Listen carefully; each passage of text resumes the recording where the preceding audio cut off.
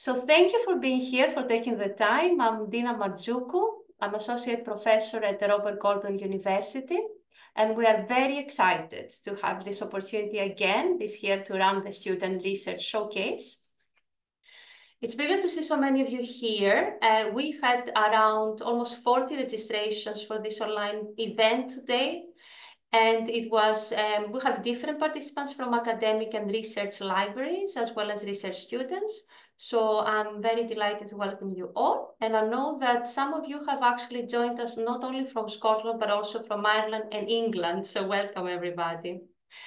So if you have not joined this showcase before, which was last year, was the first time, the purpose of the showcase is to empower young professionals and new researchers in the area of information science, librarianship, information management, and any other related disciplines, and create an open forum where people can share the research with a wider community. So for the purpose of the session, we're very pleased to have today with us 4 brilliant student presenters. And I am particularly pleased actually with today's event because it was organized on the basis of a collaborative spirit that is twofold. First of all, we have a collaboration between 3 Scottish universities, Edinburgh Napier University, Strathclyde University, and Robert Gordon University. And secondly, we have a collaboration between 2 organizations, the Scottish Academic Libraries Cooperative Training Group and OneHEmindsets. So today with me, I have the pleasure to have a number of great co-hosts and collaborators for this event, Mr. Andrew McDougall from the National Library of Scotland, Mrs. Lisa Gardiner, Kirsty McCormick, and Amanda Brennan from Glasgow University as well. But we're also delighted and very privileged to have with us in this event the National Librarian of Scotland and Chief Executive, Amina Shah, to introduce the event as well. But before we go to that, I would like to draw your attention to the information you have at the top right of your screen. And you can see that we are using X today, Twitter, X, whatever you like to call it. So you can see our Twitter or X hashtag for the event, so please feel free to use it. And we also have a Mentimeter, and you can see the number. I will explain how we'll use the Mentimeter. So we have our 4 presenters. Each presenter has around 10 minutes for their presentation. And then we open the floor for questions and comments. But we would like to open this Mentimeter from now, so you can be adding your comments as you are listening to the presentations. So we have around 5 minutes for each one of the presentations for questions and comments. Today, we have live tweeting, so we have the pleasure to have Amanda Brenner on our OneHEmindsets X account, and also Dr. Bruce Ryan, who is a Senior Research Fellow in the Social Informatics Research Group in the School of Computer Engineering and Built Environment and Edinburgh Napier University. Welcome to you, Bruce, who is also going to be tweeting, I'll say, adding messages on X. And thank you so much for being here with us. But now, let's start with a little bit of a brief introduction to who we are, the 2 organizations who have organized this event. So I would like to first invite Mr. Andrew McDougall from SALCTG and the National Library of Scotland to say a few words about the organization, what they do, and how to connect with them. So over to you, Andrew, please. Hello there. My name is Andrew McDougall. I'm convener of the Scottish Academic Libraries Cooperative Training Group, SALCTG for short, one of our more complicated acronyms in the library world. And we work across all the academic libraries in Scotland, and we seek to find new ways to help library staff develop their capabilities. And that's about training courses, it's about visits, but it's also about events such as this, whether those are online or in person. So we are committed to really kind of supporting the development of all library staff in any ways we can, and an interest in research is part of that, both because we can all learn from that research, we can keep up to date with things, but it's a great focus for networking as well. connecting with new researchers, young researchers, and also with our colleagues too. All very important. That's pretty much all I have to say about SALCTG. You can see the link there to our blog and our Twitter/X account. Dina, did you have a few words to add, or shall we go on to Amina? Yes, thank you very, very much, Andrew. That's lovely. Thank you for this introduction. Now, I would like to say a few words about the effort we're making with OneHEmindsets. So that is the open community that we have developed. And what it does is that it engages students directly in creative collaboration and research. So the online community focuses on the development of information literacy, digital literacy, and media literacy, and is driven by co-production of material with students to empower them as new professionals and also promote the student voice. We have particularly a lot of activity during this semester with many different blogs. You see them on artificial intelligence and obviously current very topical issues. So that's all we have about the two communities, organizations. And now I'm very, very pleased to introduce to you the National Librarian and Chief Executive of the National Library of Scotland, Amina Shah. I'm very, very pleased that you are here with us, Amina. Amina has more than 25 years of experience across the library and cultural sector, and that includes both public and academic libraries, and also many accolades. Amina has been previously the CEO of the Scottish Library Information Council, and also director of the program at the Scottish Book Trust in 2022. Amina was also president of the CILIP in Scotland, with a very strong interest in libraries, education, literature, culture. I'm very pleased to invite Amina to kick off this event. Over to you, Amina. Thanks so much. Thanks for the introduction. It's lovely to be here, and I'm absolutely delighted that you've asked me to come along and say a few words about research at the National Library of Scotland. The National Library is Scotland's legal deposit library, as many of you will know, and as a result, we have amassed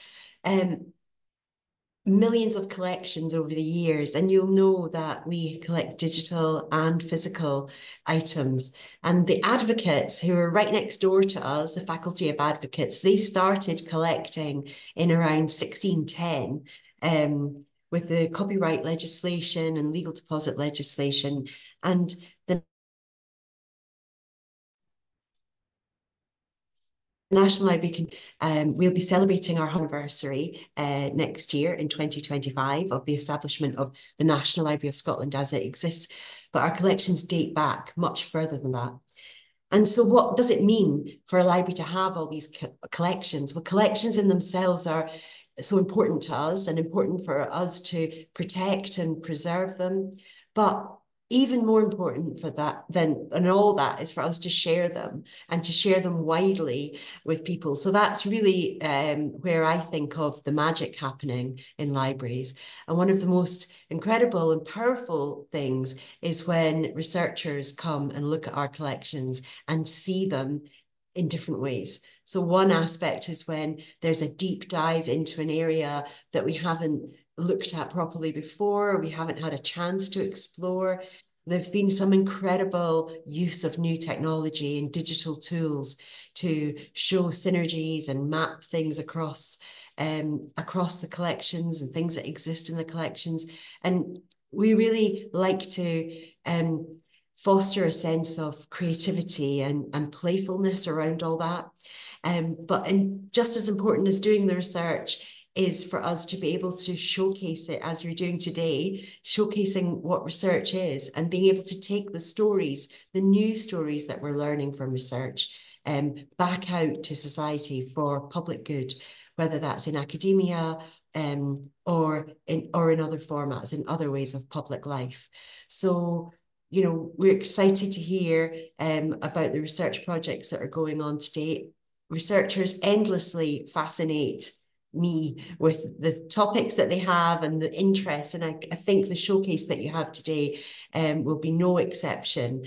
It's absolutely fantastic and great of Sal CTG to be able to promote it in this way to this wider audience of academic libraries.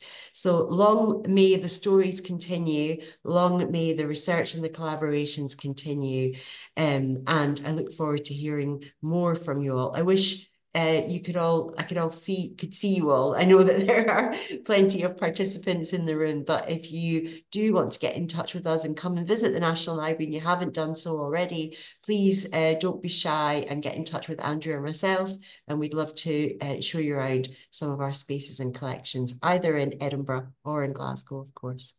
Thank you very much.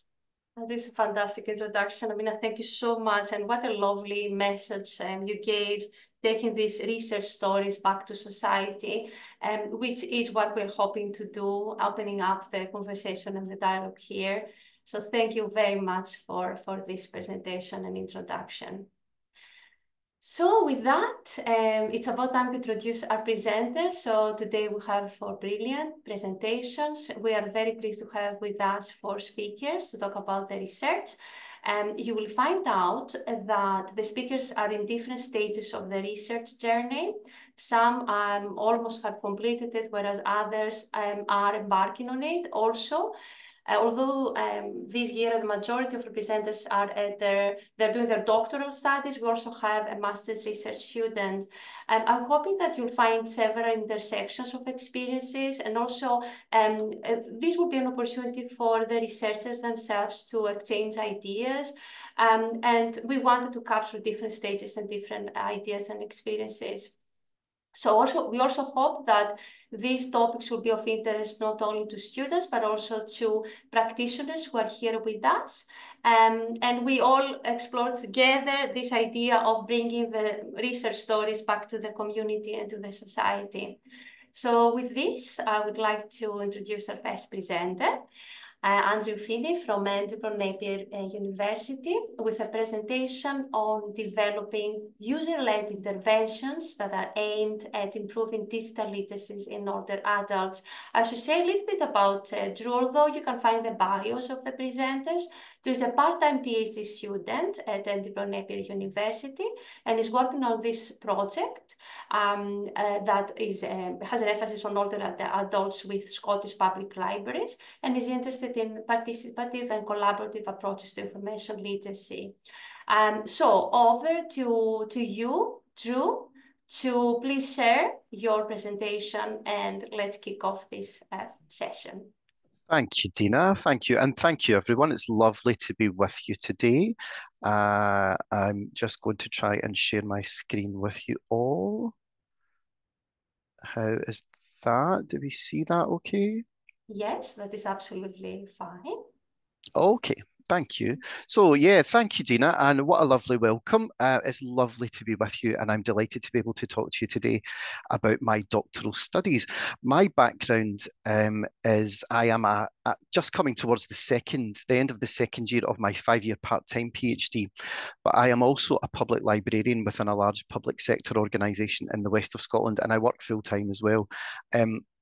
I have been doing that role for almost 20 years now, so I have a real deep background in public libraries, and I am a very, very busy person at the moment, and I spin a lot of different plates, but I'm really hugely enjoying my doctoral studies and hugely enjoying these sorts of occasions where I get to share them with you.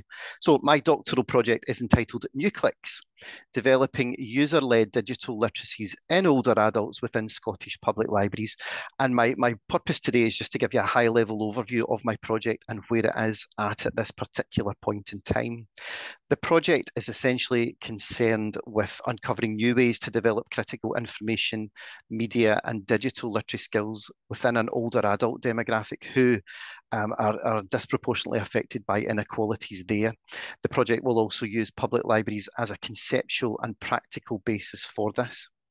This literacy development within my project will be firmly participant-led, as the project employs a participatory action research methodology to empower older adults themselves to assess their own needs, to plan their own interventions, and to evaluate outcomes in a longitudinal and peer-supported process.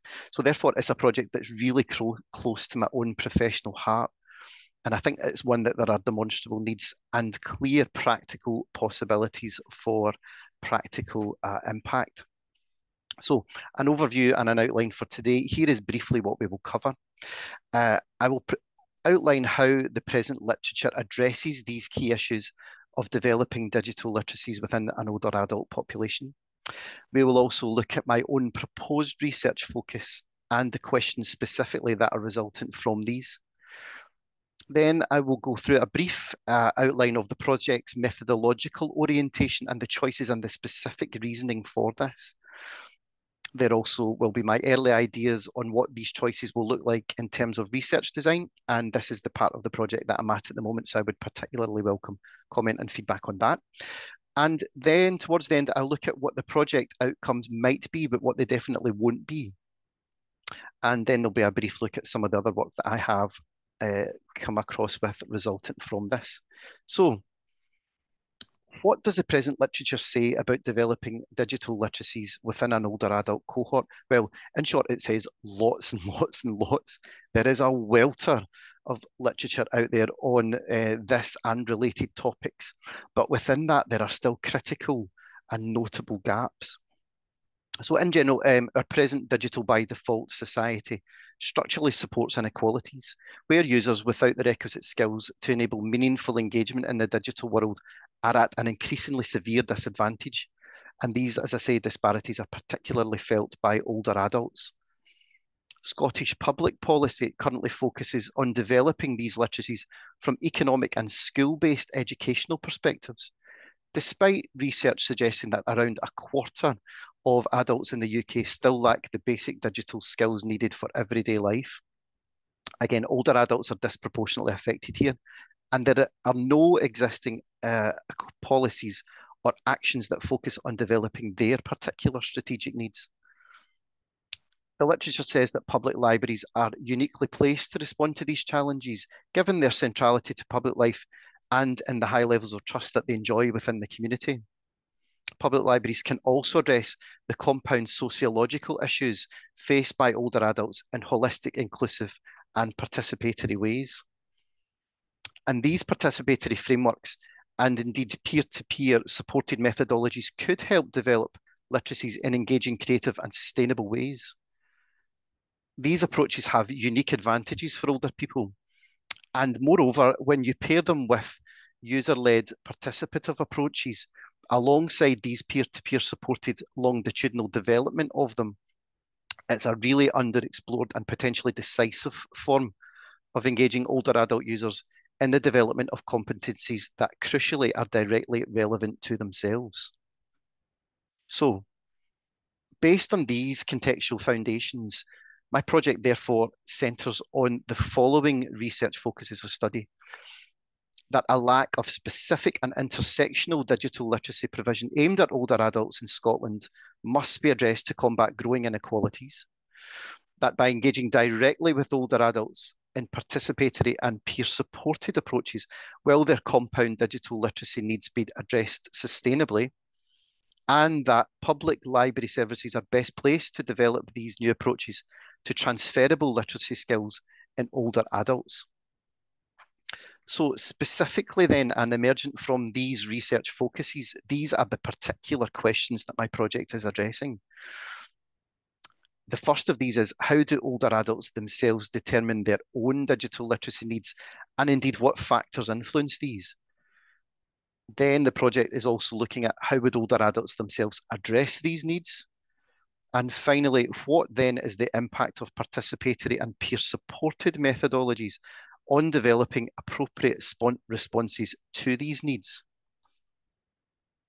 But within that, why participation?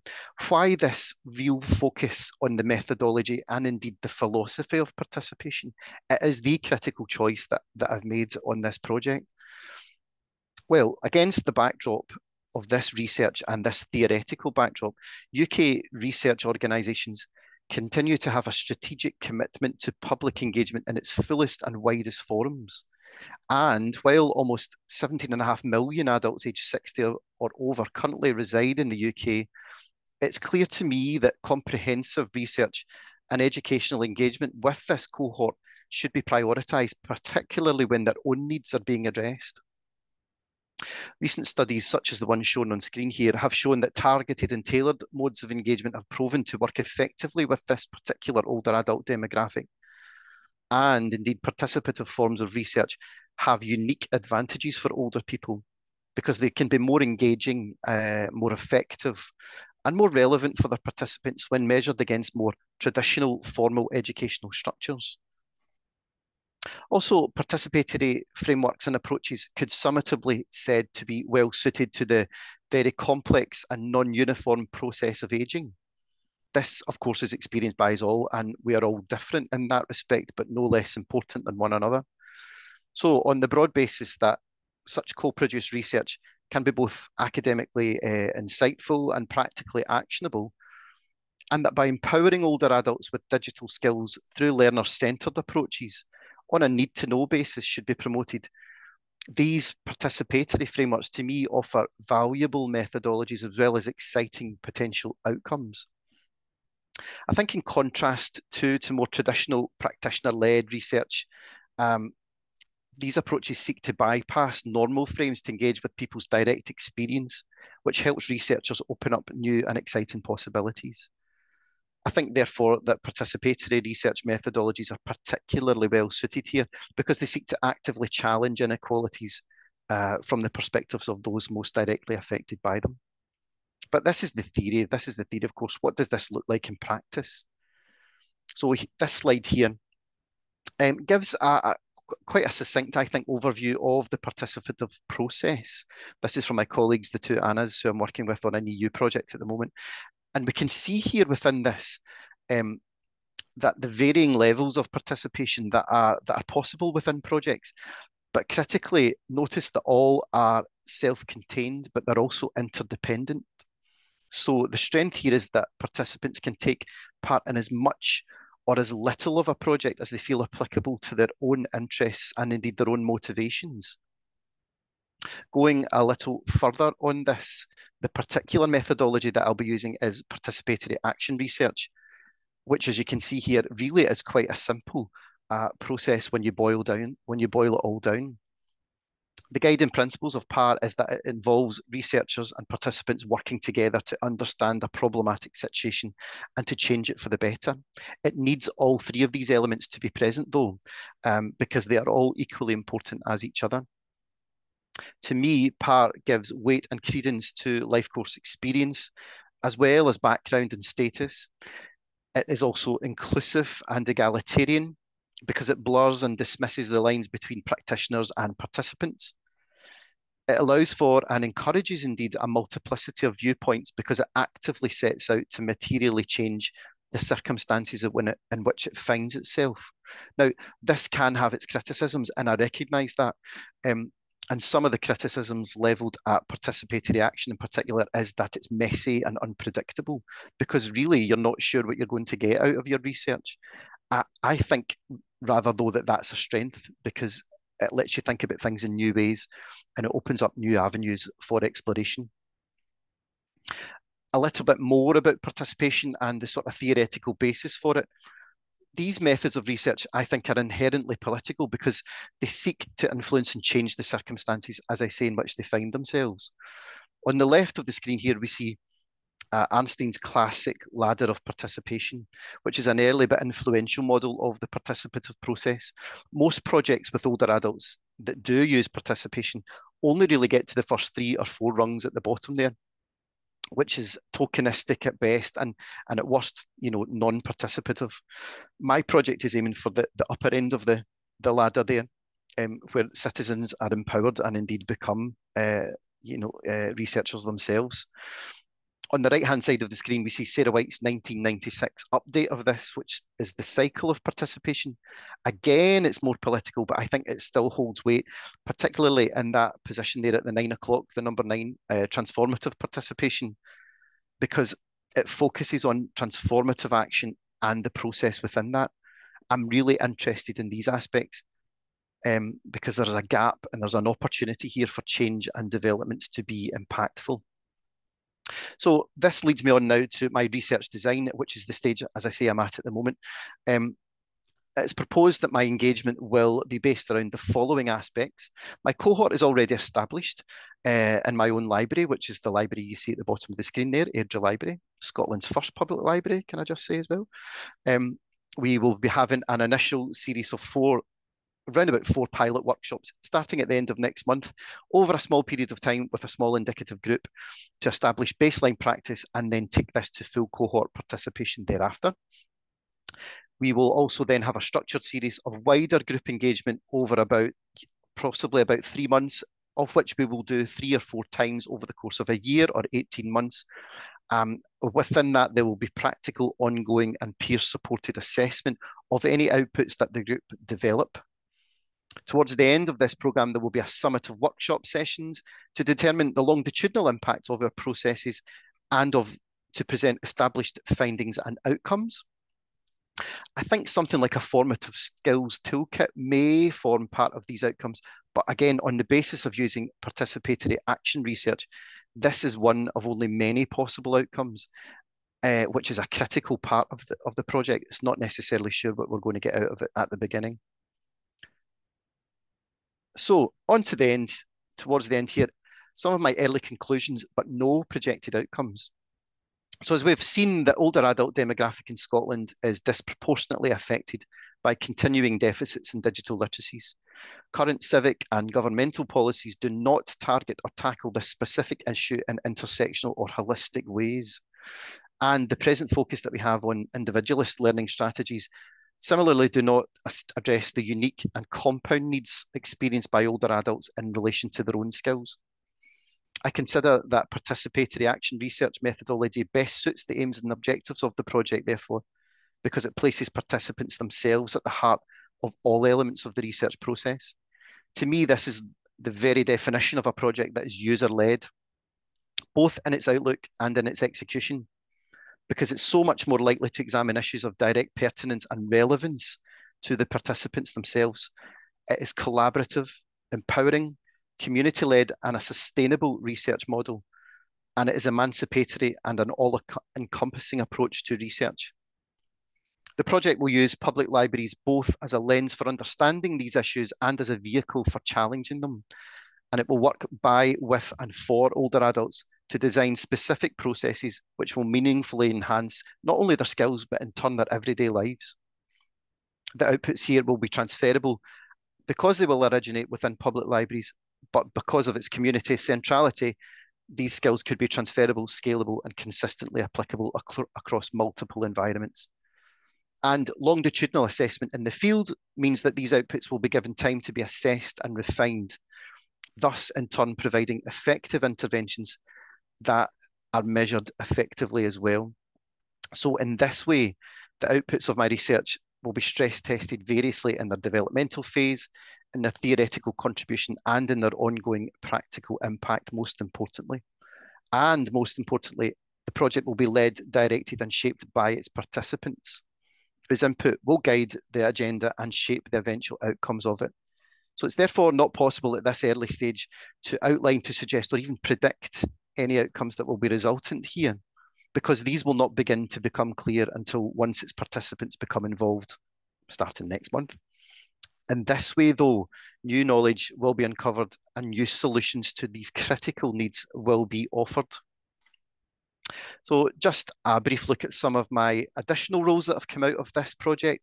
My first paper was published at the turn of the year as part of the ESOL conference that I attended in Krakow last year.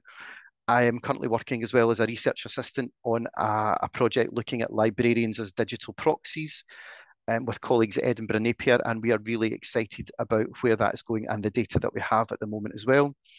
I am also very fortunate now to be CILIP's public library representative on the Information Literacy Group, which is the group at the centre of information literacy provision in the UK as a whole. I've just come back from the Lilac conference as part of that role as well. And at the moment, I'm working on both an EU project looking at participation with older adults and as a working group member of the Scottish Media and Information Literacy Community of Practice. So just some related literature. And thank you all very much for listening today. It was wonderful to be able to speak to you. Thank you. Brilliant. Thank you so much, Drew. What an interesting presentation and research that was.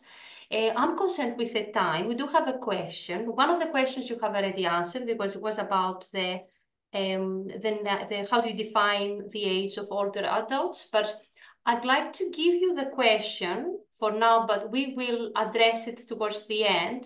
I think we need to move on to the next presentation because we're running out of time. But the question that you had is, do public librarians or public libraries have the capacity? What additional resources are required? But let's keep that question for the end. And now we will introduce our next presenter, and then we will come back to the questions and open up the floor as normal.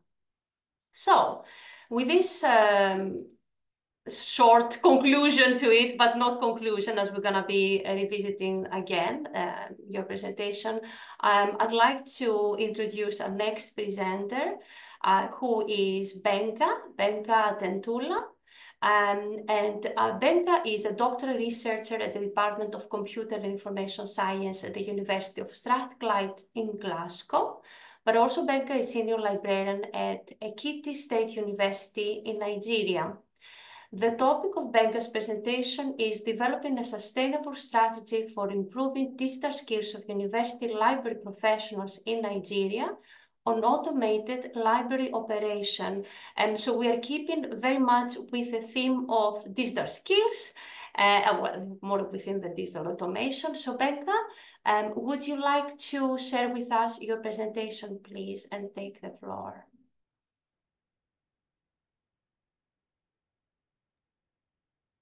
Can you hear us? Yes, okay. I think Benka is preparing the presentation. Yeah, thank you, Dina. And I must say that the previous presenter did a very good job. Nice one for creating that foundation for the rest of us. Thank you. Thank you. Yeah, so as introduced, because of time, don't let me take too much of our time on this. I'm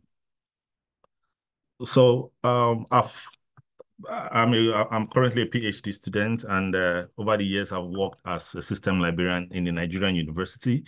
And in the course of working, I've been involved in a lot of library automation projects. And based on my personal experience, some of these projects have been experiencing a lot of rise and fall, despite the funding intervention that has been involved. And there's a cogent reason for this. And the reason has been lack of skilled manpower to actually ensure that the systems keep working. Immediately the owner of this project deliver this project, and it's left with the skilled manpower in Nigeria. Immediately they leave, the project fails, and it's because there are not enough skilled manpower.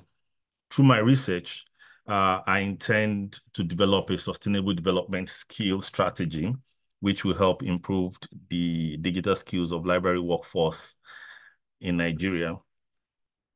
Sorry, I don't know. My screen seemed to be a bit wumpy. I don't know why. Is there anything we can do to help, Benka? Honestly, I don't know. Okay, so don't worry. I'll get to it. Okay. Okay, no problem. So let me create a bit of background to this. So the idea of library automation in the context of my research is looking at the application of ICT and computer in the day-to-day operation, especially the in-house operations of the library, and transforming the operations of the library from manual operations to digital use of digital application of technology.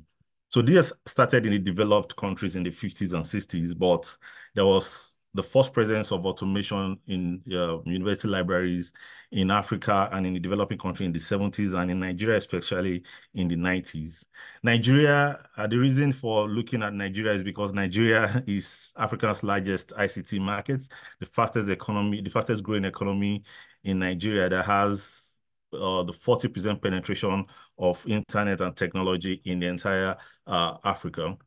So like I said earlier, there have been a lot of individual effort and foreign intervention at library automation in Nigeria, from the World Bank project to Carnegie project, the TED Fund national project, and a lot of individual effort by the libraries. But the problem of automation projects in Nigeria has not really been lack of fund or lack of the technology itself or the equipment of the technology, but lack of a robust sustainability framework, which covers from funding, technology deployment, policy model, collaboration, skills, and capacity development. In the last 3 decades or thereabouts, the United Nations has been propagating the idea of sustainability. And there's a very good definition given to this, which interests me: meeting the need of the present without compromising the ability of the future generation to meet their own needs. So the concept of sustainability was built on 3 pillars: the economic pillar, the social pillar, and the environmental pillar of sustainability. But in the field of library and information studies, Chaudhry has been able to develop a framework on sustainability that integrates this pillar and majorly integrates the economic and the social sustainability pillar, which ensures that any of the development that should be put together in the library should meet the quality of being affordable, should meet the quality of being easy to use, and it will ensure equitable access to information by reducing direct or indirect cost. In the Nigerian parlance, researchers has been able to bring to context the idea of sustainability. And several authors have been able to put together that for the libraries in Nigeria to run a sustainable automated operation, there's a need to embrace open source software. There's a need for open access content. There's a need for a robust policy and professional body management. And there's a need for an aggressive training and capacity development. However, there has been a lot of developmental efforts in some of these areas, especially in the area of open access. In the area of open access, we've been able to see an embrace of some open access software such as COA. And in the area of open access content, there's been a lot of collaboration in ensuring that there's open science materials. Yeah, and there's a reasonable level of compliance with policy and all of these things. But there's little discussion around a sustainable training and capacity development. Despite some of these aspects that have been attended to, the current state of automation in Nigerian university libraries is not encouraging, as research has shown that it's just about 5% of Nigerian university libraries are fully automated, while the 95% of it account for non-automated or automated operation or partial automated operation. And what does this really mean? It means that some of these libraries have had an automation project, but for some reason or the other, the project failed and they resorted to manual operation, while some other library decided to just operate an aspect of their operation. Some automated their cataloging, some their circulation model, and left every other model to manual operation. Now, the big problem here is this: COVID-19 came and everybody had to shut down operation. At a point, the libraries were becoming redundant until IFLA gave that directive that libraries should switch to digital operation in order to be able to render their services to their clienteles. Why in the developed countries, we did an earlier research around this. In the United Kingdom, libraries were able to leverage on their automated system to be able to give digital services.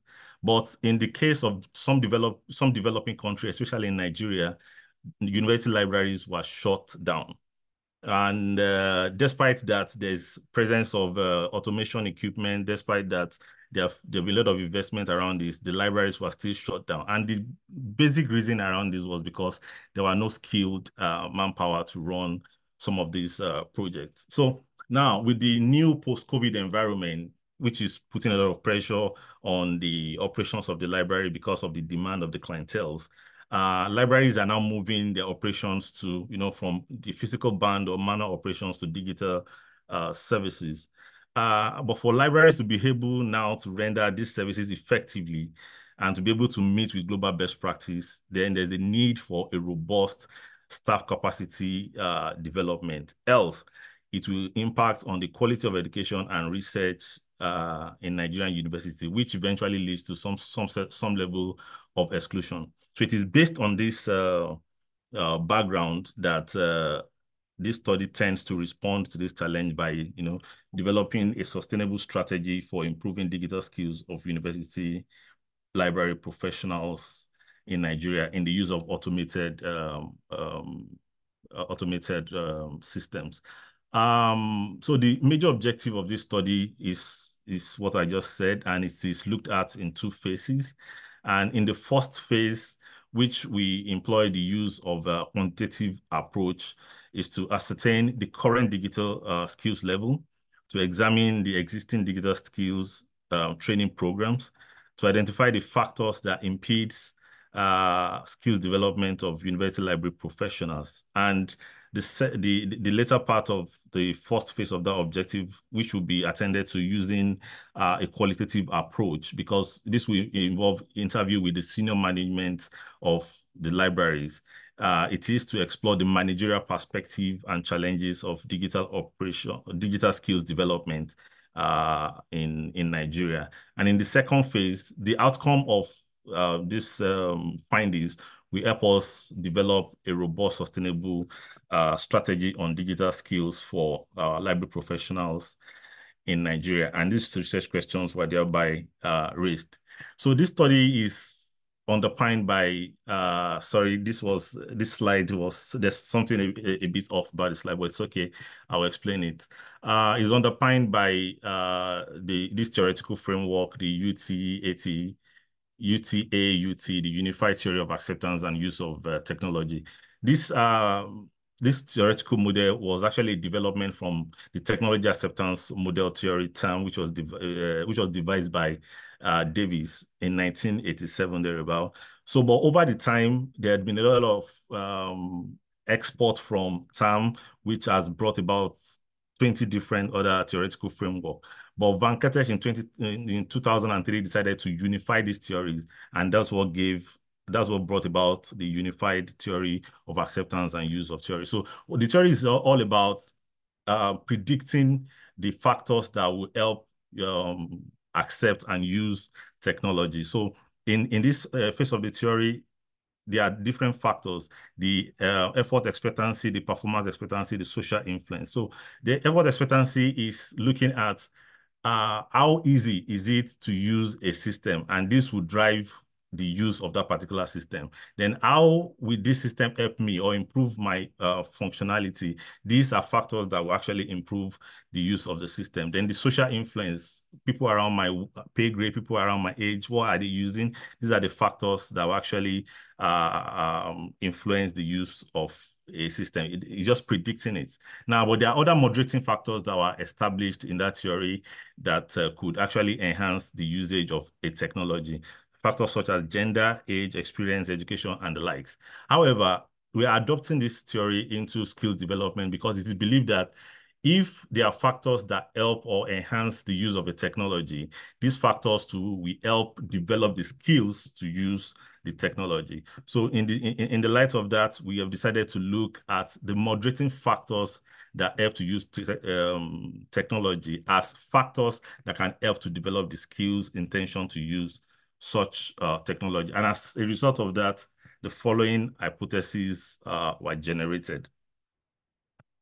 This study will use a survey research design model, and it will be a mix of a quantitative and qualitative procedure as I've enumerated in the objective aspect, using questionnaire and using interview to collect data, and this will be done sequentially. So in the first phase of the data collection, will be using the questionnaire, which has been done already, and the second phase will be interview, which is ongoing.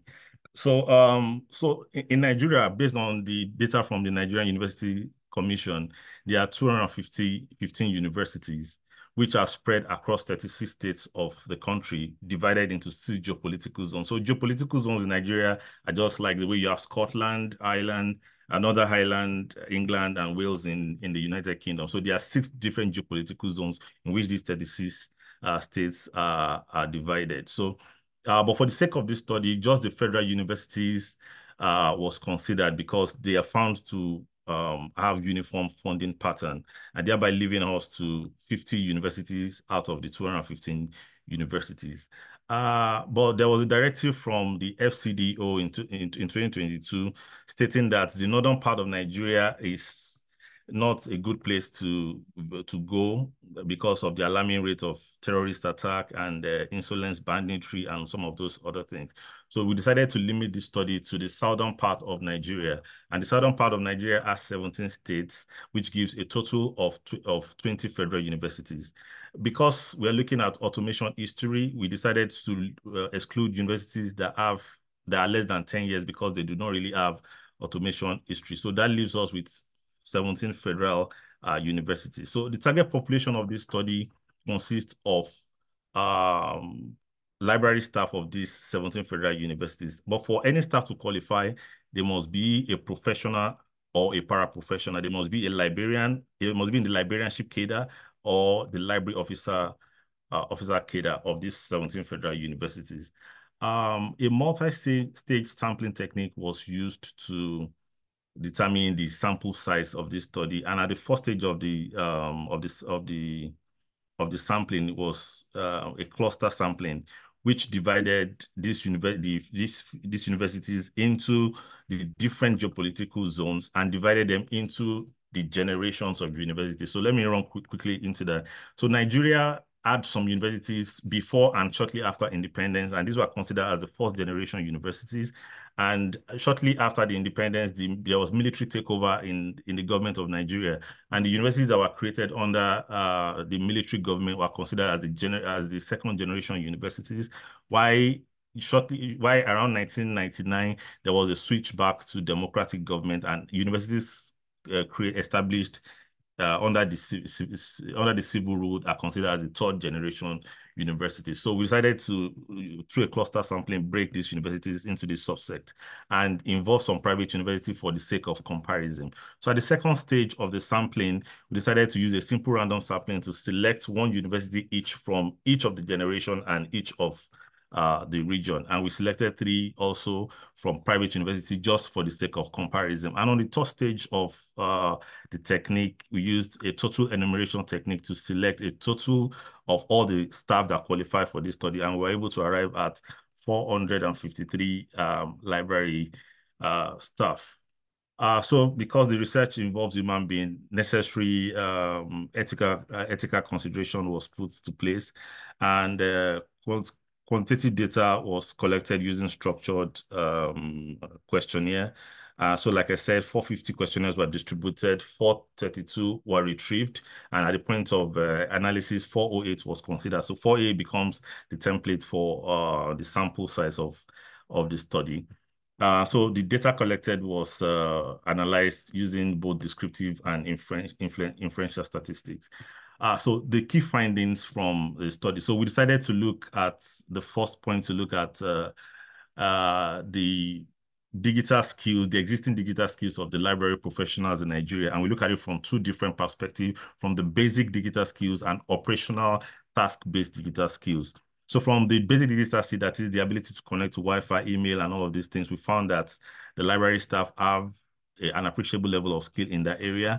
And for operational based skills, using the modules in COA, which is found to be the most used library integrated system in Nigeria, we found that on the circulation operations, they have the necessary skill. On the cataloging operation, yes, they have some level of skill, but they lack skills in the use of the Z39 operation and the OCLC.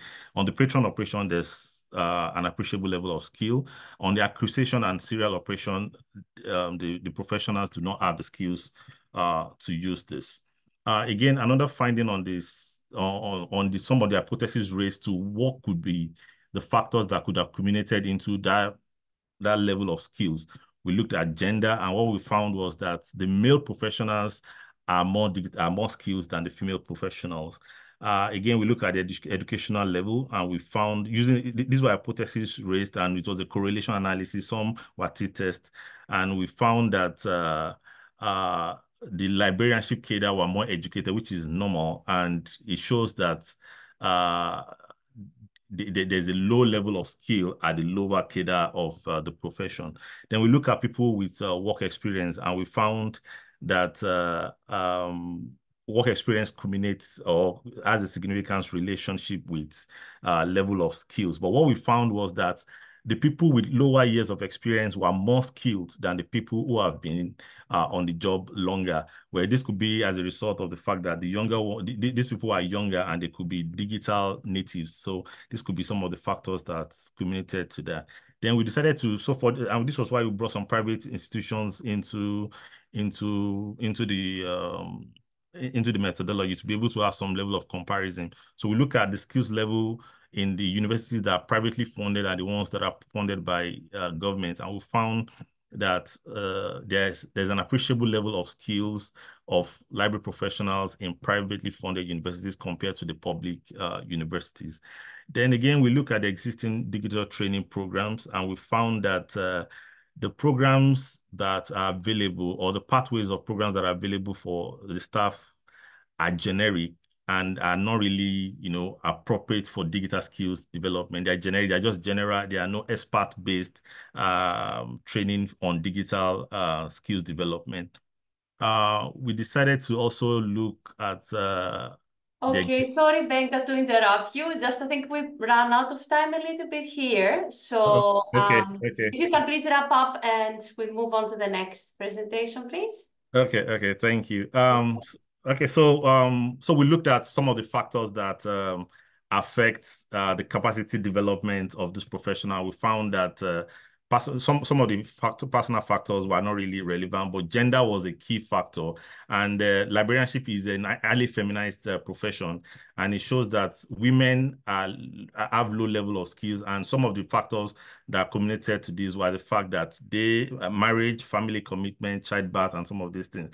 Then we found that the level of skills or the proponents of the library school education did not really help in developing the skills of the staff.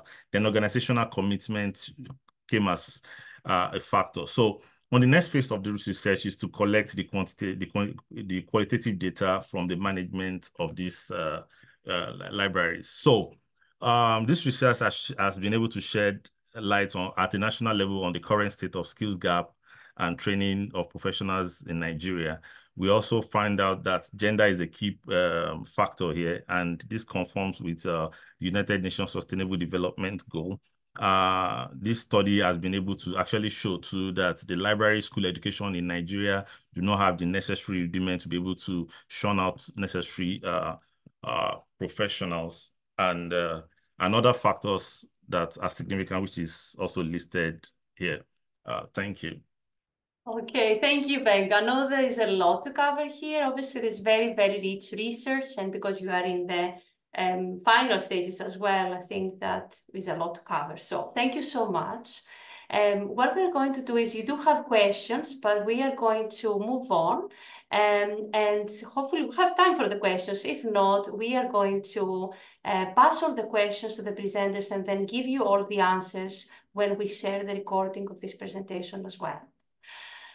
So thank you so much for this. Now we're gonna move on to our next presenter, who is Palika Wifana, from the Robert Gordon University, the School of Creative and Cultural Business. Welcome, Palika.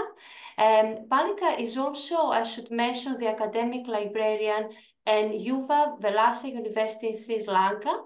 And Palika is currently doing a PhD on acceptance by users of mobile augmented reality applications for academic library services. So we're keeping it very much into the theme of digital still. Palika, over to you to please share. Thank you.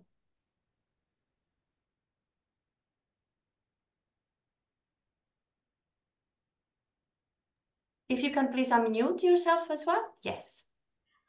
Thank you, Tina.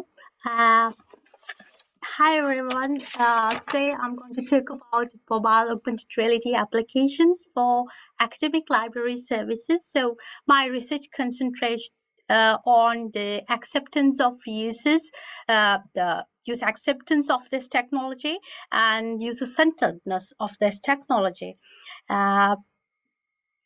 So,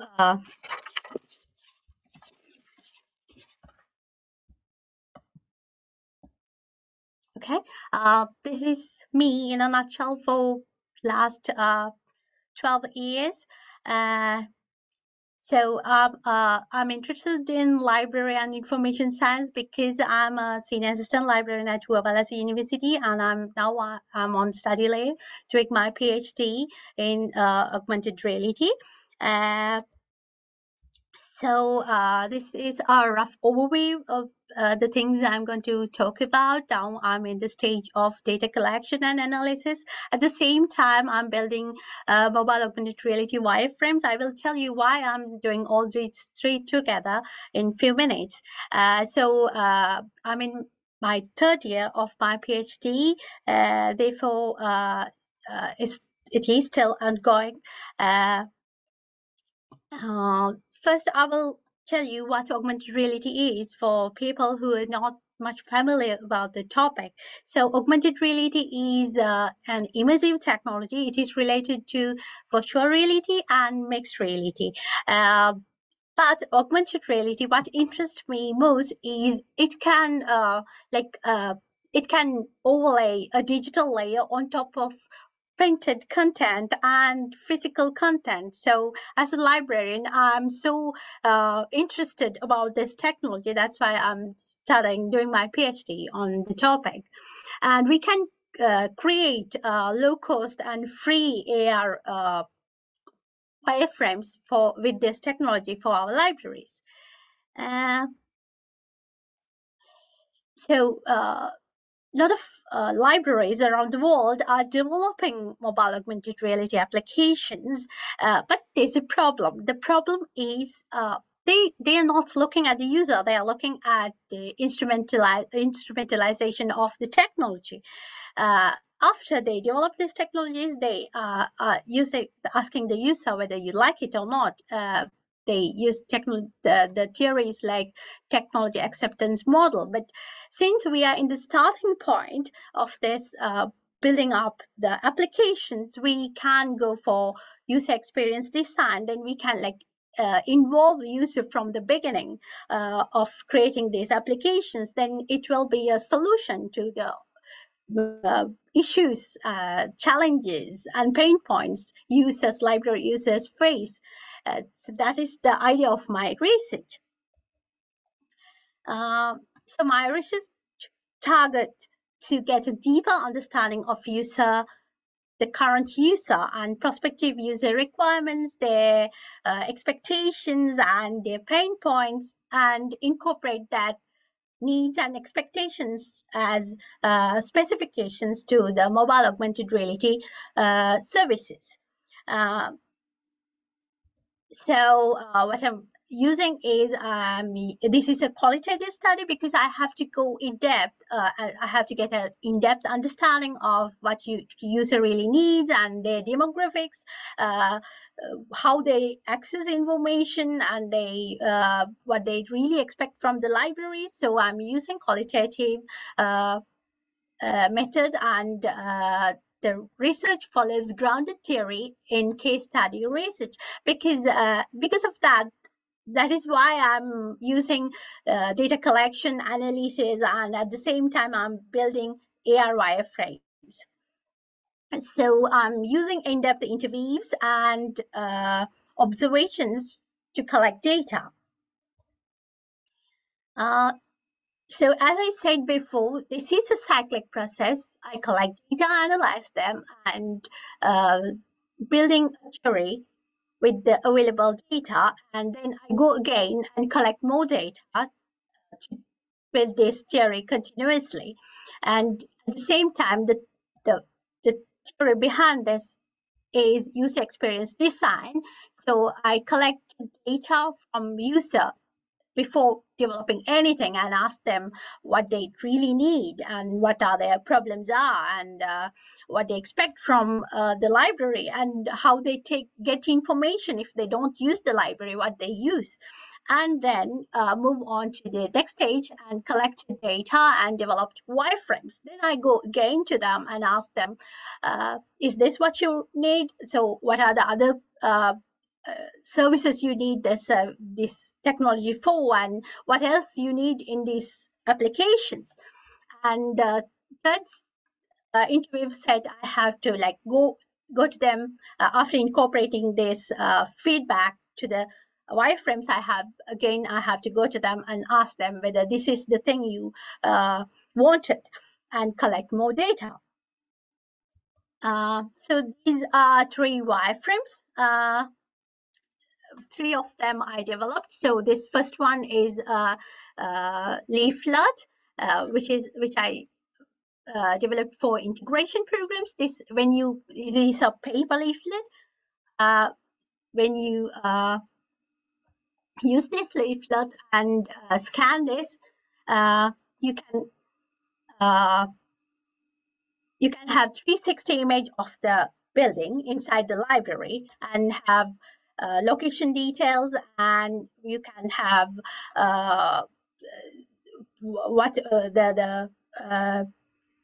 what each section do, and you can understand where to go, and it helps with your navigation. And 3D structure of the library provides you with facility to understand the whole library as a whole, and where the printing section is and other sections are. So it gives you a rough introduction to the library, and students can just take out a leaflet and understand about the library in this manner.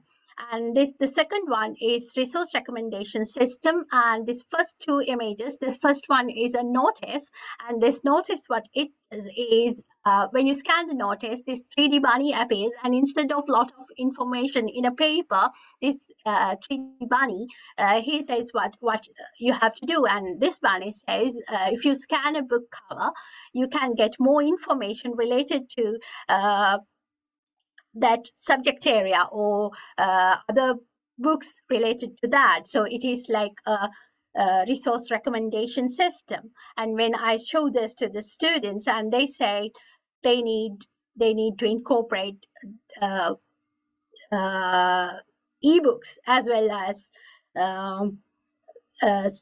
the translation facility to this, and then if you can incorporate audiobooks, that will be important to them. So there are a lot of suggestions coming from them. They said, like, if you have the book and if you have the research papers integrated to the same system, then we can access the research papers at the same time. So and the third one is a navigation system. The library, the case study I'm working on, it does not have RFID, so the location is mapped, and this application is produced through Unity software. And when you click this and ask to go to the technology section, it shows where to go. So you can use your mobile device and follow the line to the section you want to go. So what the outcomes of the outcomes and recommendations of this research, what we expect from this is we expect to build up user persona archetypes from this, because we can't go to individual person and give what they need. Instead of that, we categorize them to several personas, and their characters were designed into these personas, and then we are developing our softwares according to their needs. So there are people who like to go to the library, and there are people who need the library to come to them. And so according to these needs, we are developing these applications. The second one is user needs and expectations. They become the specifications of the wireframes. And thirdly, these personas and the specifications both become recommendations of future recommendations to mobile augmented reality library service development for academic libraries. So impact we are expecting to have from this is there's instrumental impact where library routines might change, and we can develop more interesting systems like to attract user to the library. And we can have this to repackage information, as I showed before. We can repackage it in a certain way to attract the user and give them more access to more resources.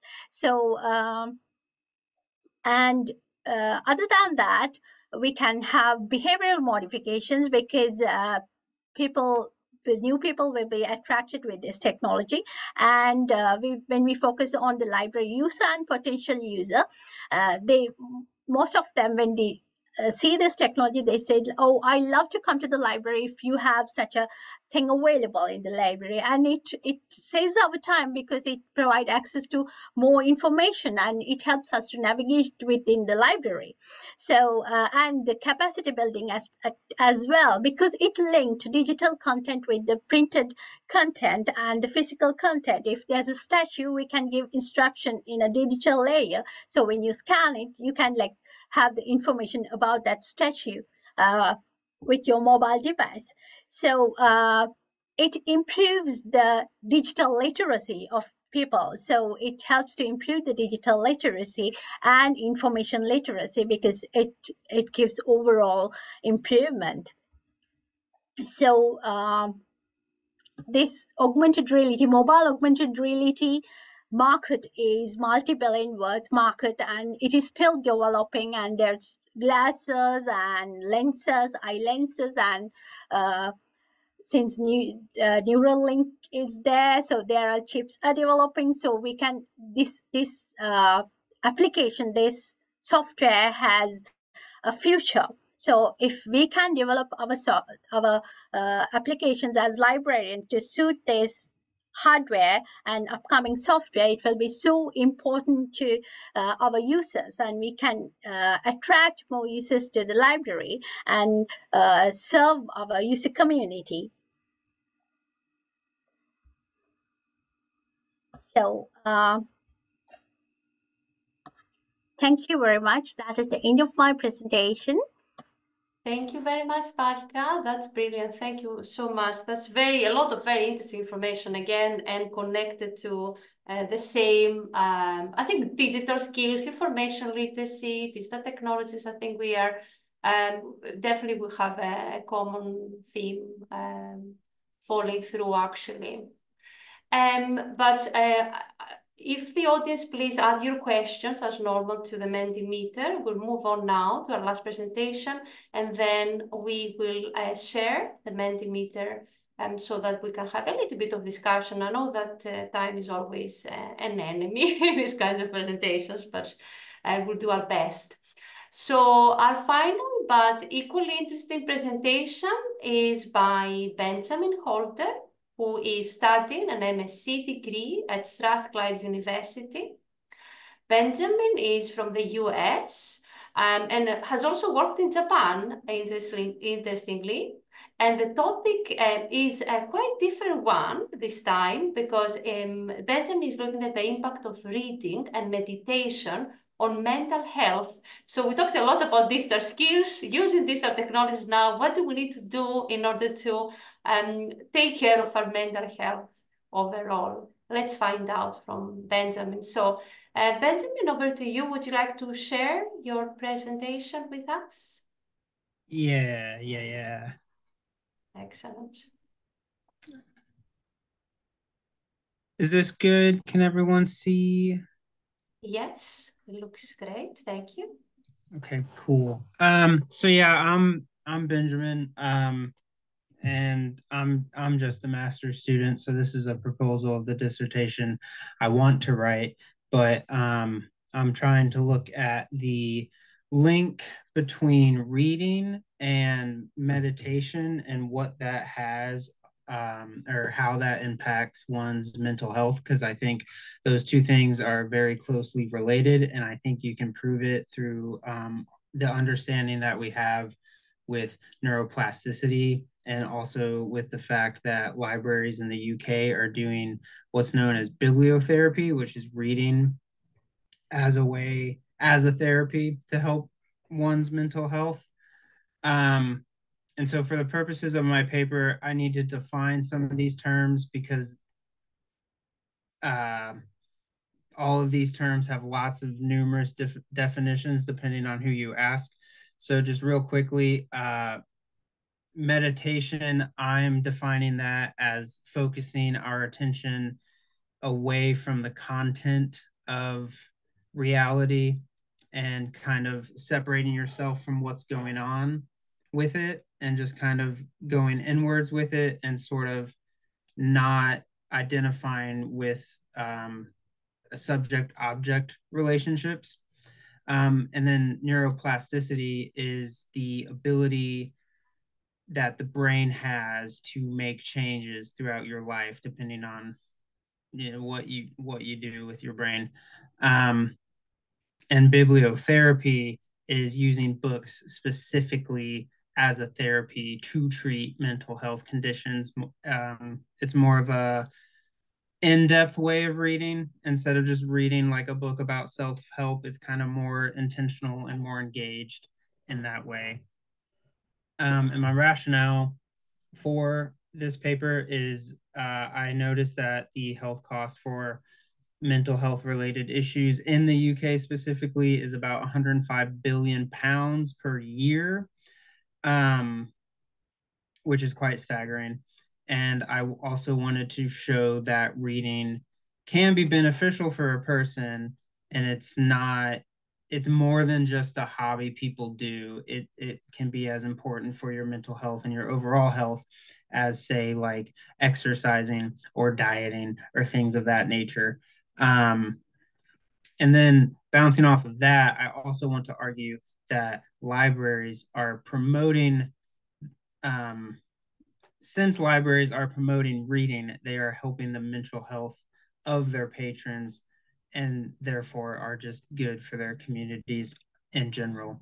And so moving on to the literature review of what I found so far, my research questions were, what are the effects of reading on the brain? And are they similar to the effects on the brain that meditation has? Because there's a lot of research and literature about meditation and how it changes their brain. But I noticed a small gap in that there's not as much research that shows how reading impacts your brain at a biological level. And then, does bibliotherapy actually affect mental health, and does it improve it? And then the last one is, by what metrics are libraries improving the mental health of their patrons who come into the library? And before we get more into it, I just wanted to show this real quick because I'm going to be talking about the brain. But this is by Dr. Dan Siegel. It's just a real quick overview of what your brain is. If you take your hand and put your thumb in the middle, you have your hippocampus here, and that's kind of in the middle of your brain. And then your amygdala is down here, and that's at the base. And then this is your prefrontal cortex, which sits on top of everything. And there are some theories that we evolved. Our brain has 3 tiers. If you start at the bottom, the amygdala is what was first evolved, and then the hippocampus on top of that, and the prefrontal cortex on top of that. So the hand model really kind of illustrates how our brain works very simply and helps give you an idea of where some stuff sort of sits into the brain. And so what I've found is that, first, starting with neuroplasticity, which was coined by William James because he just liked the word, it means your brain has the ability to change. Whatever is in your brain, you can kind of change and adapt it depending on what you do throughout your life.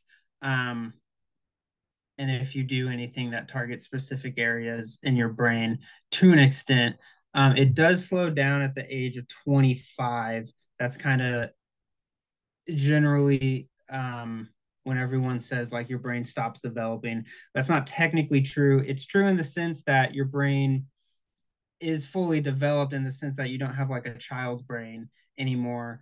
Like an example is children have really, their language learning processes in the brain are very open and when you're a kid, and then as you grow older, those kind of close down. So it's really hard to learn a language when you're like past 20 versus when you're a kid. Kids really pick up language easy.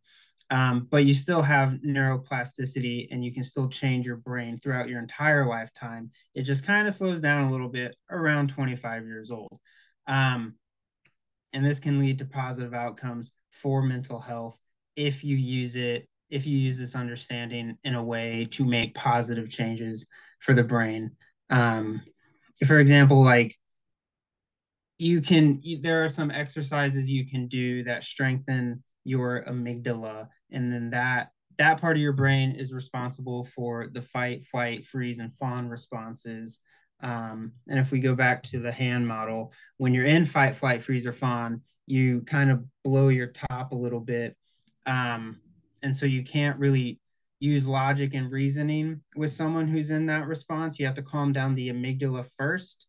And if you do that over time, it'll be easier and easier and easier for your amygdala to calm down. And that's kind of what neuroplasticity is all about.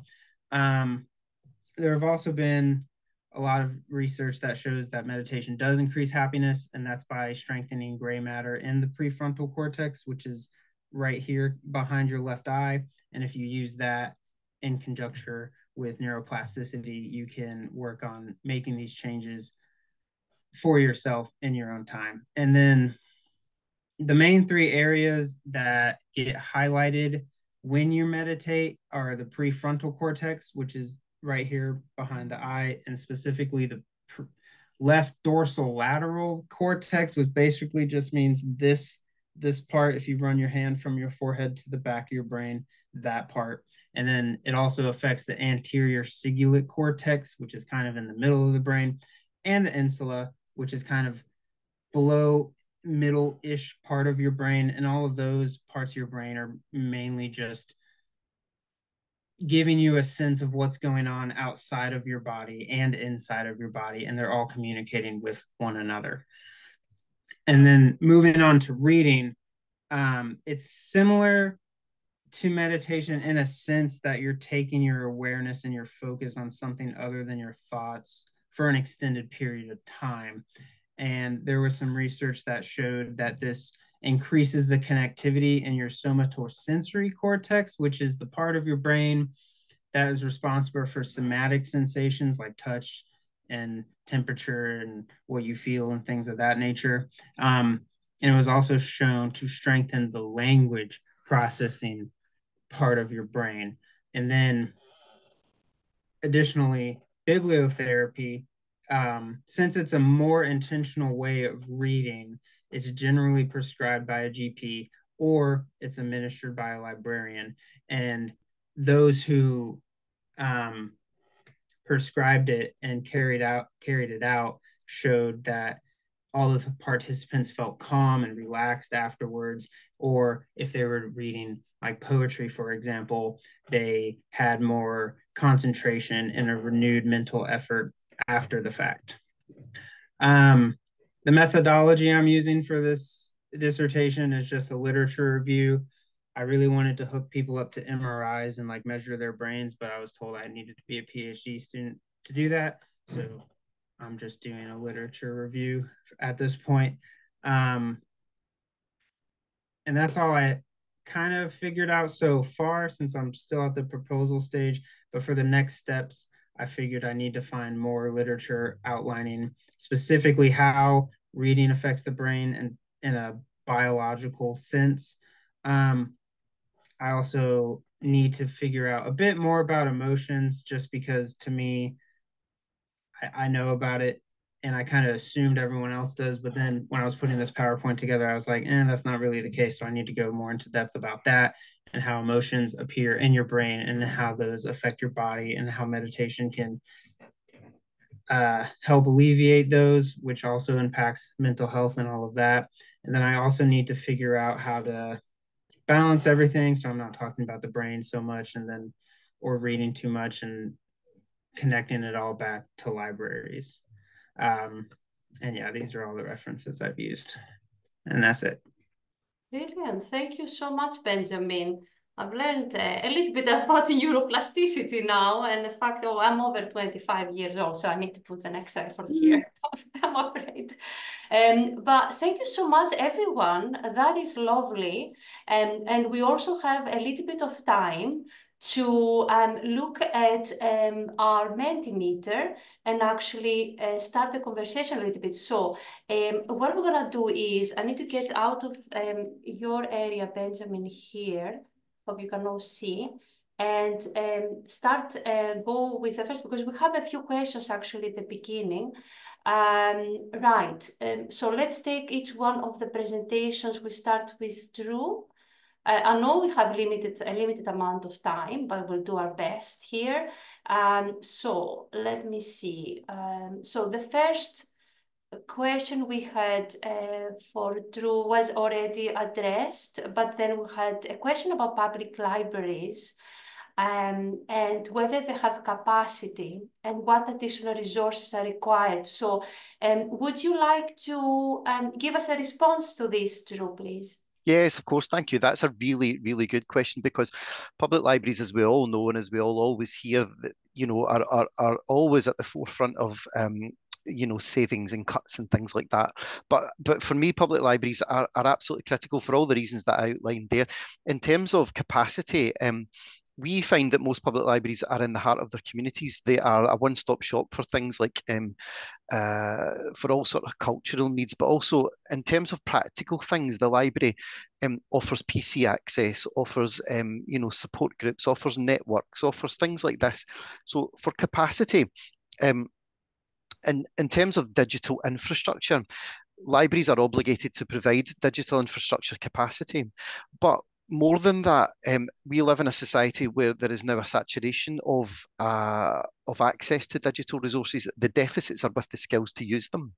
And I think that the resources and the capacity that are required for my particular project are people themselves and people's own experience, which the reasoning of participative methodologies is that life course and experience are considered, whereas in traditional research, this can be something that isn't. Particularly when you're working with older adults. So hopefully research like this unlocks that as a resource and unlocks that as capacity. Public libraries are ideally situated in the heart of most towns and in the heart of most of our communities. So it's a resource that's already there that doesn't have to be put in. It just needs to be, as I would argue, used in different and more imaginative ways. Thank you very, very much for these ideas. Fantastic. I'm moving on fast, just to give the equal chance, hopefully. We may run a little bit late, maybe by 5 minutes, if that's okay for everyone. But we've got several questions for you, Benga.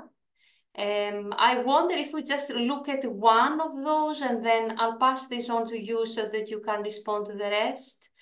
Anyone you would like to pick, Benga, from this? Yeah, so I'm trying to look through. Yes. So it's a lot about librarians, Nigerian librarians being trained in the country, and how does this compare to other African countries? We have a question about the theoretical model, and we have, I think, a suggestion about the UK Library Workforce Mapping Project, and how long does it take to create MAR and link it with Glassdoor? I'm not sure I understand that question, but maybe you understand it more. Maybe if I understand the meaning of MAR, so that will... Okay, but maybe would you like to answer one of them? Perhaps the first one about... Yeah. So the first one is what... so let me address that. So most Nigerian librarians are actually trained within Nigeria. At least I don't have that particular figure of the numbers of librarians that were trained within the country, but I can categorically say that about 80 to 85% of them are locally trained. And compared to the rest of Africa, apart from South Africa, apart from universities in the southern part of Africa, South Africa, Kenya, and the likes, and all of those, Nigeria seem to even have a bit of more technology influx than the rest of them, and as such, there's a bit more of level of skills in Nigeria compared to the rest of Africa. So why contrasting literature? I looked at that when I was trying to analyze developing countries, and we noticed that Nigeria topped the list in terms of digital skill, and that is why the outcome of this study can actually be adapted by other developing countries. Okay, Thank you very much for that. Brilliant. So I will pass this on, and we can share your replies to these. Well, maybe the second question. I think the last question may have been for the next presenter about artificial. Yeah, because she did more. But this person is there's this third question about wondering about contrast with SLEEP and UK library workforce. Yeah, so there was an earlier research done which was presented at the I conference in 2023, which we did a contrast of the level of skills and in the UK and in Nigeria. And what we found was that there's an appreciable level of skill in the United Kingdom. I will look at the factors that accumulated to them, especially their operations during the COVID-19 lockdown or during the pandemic. So we found that there were an appreciable level of skill, which helped the libraries in the United Kingdom to function at that level compared to that of Nigeria. All right, that's fine. You mentioned that one specifically. Yes, now I remembered. Excellent. Thank you so much for your responses. And I think that, Palika, this question may be for you for augmented reality, I'm thinking, together with how long does it take to create MAR and linking with last talk, what percentage of colleagues? But there's also the general comment about commonality between the different presenters, Parka's and Drew's research, for example, at the Center of Service Design. So, Palka, does this ring a bell with you, this question? What I'm looking at is truly how user accept this, but on the other hand, I'm not a technological person. I can't write codes, but I use this. There are a lot of applications with no coding or less coding facilities, so we can use them to create this content, and we can share this content among our libraries, our universities, and public sector as well. So that is why mainly I'm looking at this application, this specific augmented reality. We don't have to have in-depth specialized knowledge about this technology. So I think at least if you know how to use a computer, and if you're information literate, that is all the librarians. So they can use this technology and create content with this. Yeah, so it doesn't take perhaps as long as we may think it may take, because you don't actually create your coding yourself, but you use already available software for applications for that. I understand. And we have a comment for Benjamin as well. Such an interesting topic, so hard to measure well-being impact. Would you like to add anything, Benjamin, to that? I mean, yeah, it's really hard to measure everything that happens just when you get more in depth of everything that impacts the brain, which then impacts the body, which then impacts everything else. It's just a lot that's going on, and everything is really interconnected in the body, and everything impacts everything else. And yeah, it's a lot. Yes, it's a lot, but it's also very interesting, and I took notes about this. We need to make positive changes for our brain. I think that's a good message to leave us with, but also such really important research that was presented today by everybody. I believe there were some interconnections, there were some new things that we all learned. I thought the audience is living with some excitement and interest, actually. And I think really looking at the quality of the 4 presentations as well, and how important it is to share the different methodologies, the findings, and how important collaboration is. So I really hope that you all took something away from this presentation, whether you were one of the presenters or part of the audience. And I would like to thank very, very much the Scottish Academic Libraries Cooperative Training Group, but also our National Librarian, Amina Shah, for being here with us today. It was lovely to run the event again this year, and I hope you all enjoyed it. Unfortunately, that's all we had time for today. Thank you again all very, very much, and we'll now stop our recording. And thank you, Dina. Thank you for everything. Thank you for making this happen and for leading us through it this afternoon. That's been great. Thank you. That's fantastic. Thank you so much. And we hope that we'll be able to offer this again next year with another set of presenters. So thank you.